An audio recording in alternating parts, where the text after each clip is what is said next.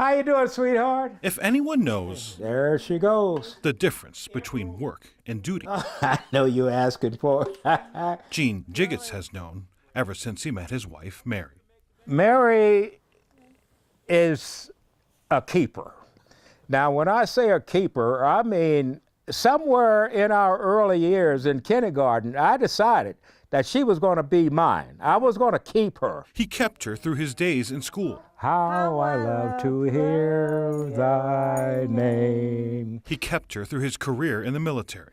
We'll be coming back again to dear St. Paul. That was our school song. He kept her through a life of secrets. At that time, when we got to Albuquerque, was to conduct nuclear testing. In 1951, Jiggets was assigned to an elite group of 28 men working on something they called the hydrogen bomb. If you say, how did it affect me? How did it affect you? I was up to it. I was stepping up to the bar because I knew it was good. Whatever I was doing at the time was good for my country. You know those images of an explosion and large mushroom cloud? About 7 miles from the actual detonation. Jiggets was there. I can tell you about the aftermath. That was a hell of a shock wave. And What else? it's overpowering. His job was in operations, figuring out the logistics for these hydrogen bomb tests, placing him in a small club of atomic veterans. So if you would say I was the only African American, I would say that was unique. Work that required Jiggets to have the highest government clearance of anyone in the country. Are you good at keeping a secret? I like that question, and that's the best way I can answer. Through his accomplishments, Jiggets got to be known as the Master Chief. And the other thing about a keeper, But he knows he always had the little general, the little general in charge of the house and family. because she has been the main driver for our family. A lifelong leader in the Girl Scouts and devoted mother and wife. We have been married for 67 years. And now that his work is done, Eating ice cream. Yeah. it is time for his duty, assisting his 93-year-old wife, In entering into dementia. fighting a disease that's taking her mind.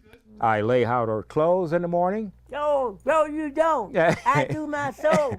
and make You don't do sure that. she gets her meals on time. No, sir. No, sir. The Master Chief and the little general. She was a keeper. Our dear A5 He keeps her happy. fraternal spirit bond. He keeps her safe. Love me till my life is done. And I call this a reminder from Mary to Gene. He keeps his promise. I said one thing One thing. that I will pledge that I will never do as long as I'm able to assist. I will never put you in a home. Because she is home. With photojournalist Byron Reed, I love you. I love you too. Nelson Garcia, 9 News. know you will. From a boy to a man, Clyde Chess has been living as planned on the wide expanse of Rush, Colorado. Just as sure as a preacher is called to preach, I feel like, I'm called to be a steward of the land and of the livestock. It's a rough and tumble life, he says, caring for cattle during all times of day in all kinds of weather. They're just not a bunch of cows to me, they're individuals. Chase wants to share this rough and tumble life with others Cowboys show their feelings.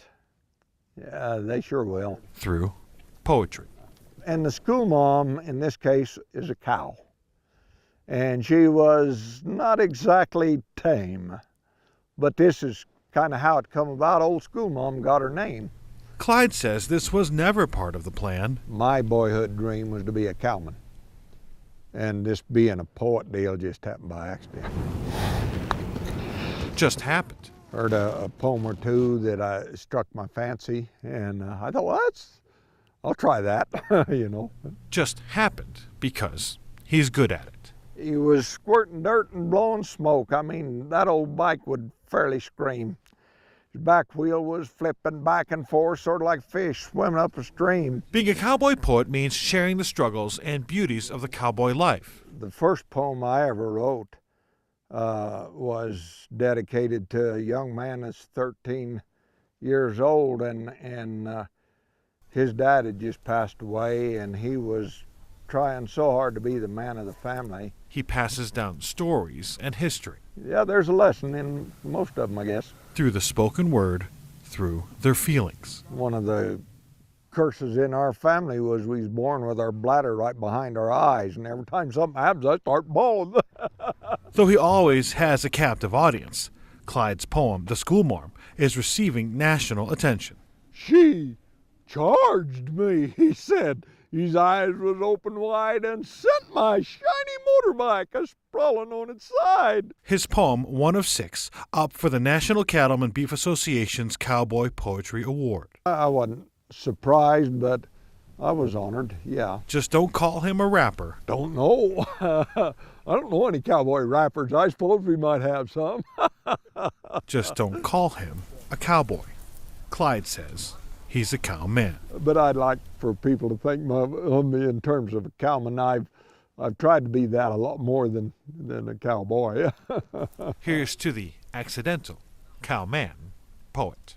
Always liked old school mom, but she's never very tame. And I always have to chuckle when I recall the day school mom got her name. With photojournalist Brian Wendland. Thank you. Nelson Garcia, 9 News. Amidst a pile of questions and wonder are victims like Elliot Sandoval. While a specially trained investigation dog tries to find the ignition point of the suspected natural gas explosion, Elliot finds whatever she has left. Sure. So I got my guitar, and in this bag there's just like my computer and electronics and stuff. For her dad's girlfriend, Elizabeth Litton, For me, I can't go in there. the pain of losing everything in an instant, Yeah. the pain of it all, has yet to settle in for Litton. She lost everything but a bag of clothes. I just haven't been able to process it yet. The walls are like caved in, and a part of the ceiling fell off, and there's just chunks of like my house all over the floor. Amidst the debris are victims like Megan Meehan, who calls over the fence with hopes of finding her cat. Elliot is looking for their cat too. We want her to be alive. That's kind of all we care about right now. Finding loved ones, finding hope. We can get through this and start over. Finding answers to how people's lives got blown apart. And we're thinking about moving out of the country to like Canada or something, because this is pretty traumatic and we kind of want to just get away from all of it.